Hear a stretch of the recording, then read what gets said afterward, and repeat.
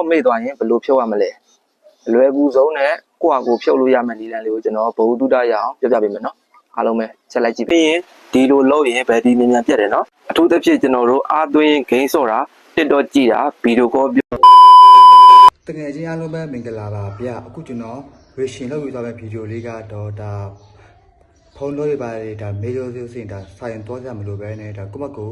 ပြန်ပြီးလုပ်လို့ရတဲ့ဗီဒီယိုလေးပါကဲဗီဒီယိုဖိုင်လေးကိုအဆုံးထိလိုက်ပါပြီးကြည့်ရှုပြပါအောင်ဗျ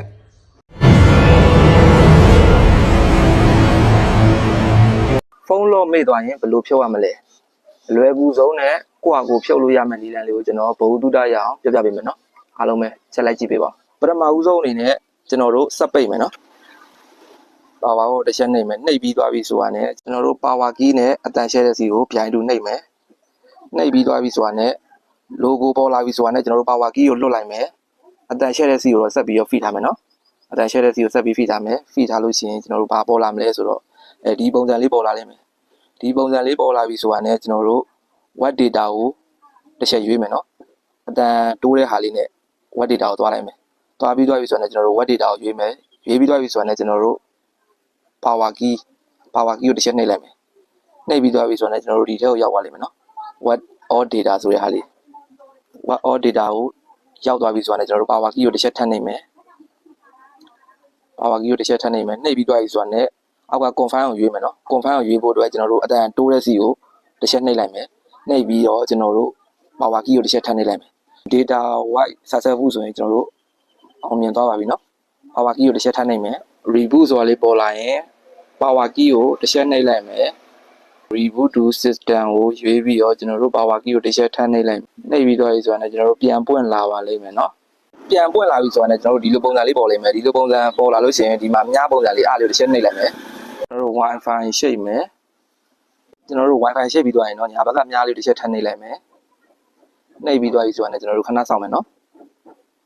ဒီလိုပုံစံလေးပေါ်လာရင်တော့ကျွန်တော်တို့ don't copy ဆိုတာလေးတစ်ချက်ထပ်နှိပ်မယ်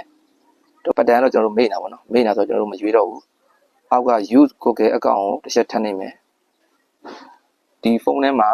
အသုံးပြုခဲ့တဲ့ Gmail ကိုကျွန်တော်တို့ရိုက်ထည့်ပေးရမှာနော်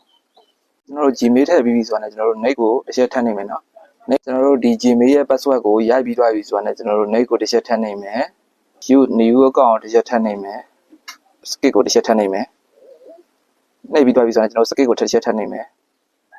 နှိပ်ပြီးသွားပြီဆိုတော့ကျွန်တော်တို့အပေါ်နည်းနည်းဆွဲပြီးတော့အောက်ဆုံးက access ဆိုတာလေးတစ်ချက်ထပ်နှိပ်မယ်နှိပ်ပြီးသွားပြီဆိုတော့ကျွန်တော်ဒီမှာ skip ဆိုတာလေးတစ်ချက်ထပ်နှိပ်မယ်နှိပ်ပြီးသွားပြီဆိုတော့ဒီဘယ်ဘက်က skip ဆိုတာလေးတစ်ချက်ထပ်နှိပ်မယ်နှိပ်ပြီးသွားပြီဆိုတော့အောက်ဆုံးက skip ကိုတစ်ချက်ထပ်နှိပ်မယ်နှိပ်ပြီးသွားပြီဆိုတော့ညာဘက်ကညာလေးတစ်ချက်ထပ်နှိပ်မယ်